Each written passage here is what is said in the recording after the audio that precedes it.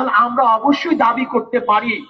আর যদি জনগণ পিয়ার সিস্টেমে নির্বাচন না চায় তাহলে আমরা দাবি করব না।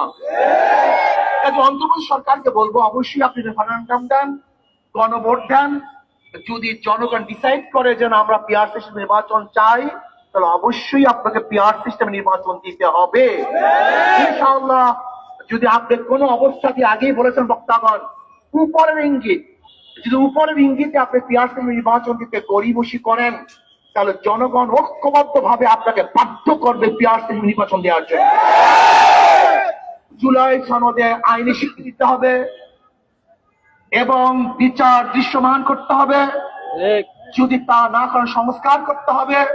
যদি এইগুলি আপনি না করেন শুধু নির্বাচন করেন তাহলে আমি মনে করব আপনিও কোন এক দলের দিকে ঝুঁকে গেছেন, আপনি নিরপেক্ষতা হারিয়ে ফেলবেন। কাজে আসুন আমরা সম্মিলিত ভাবে এই দাবিকে সামনে নিয়ে আন্দোলন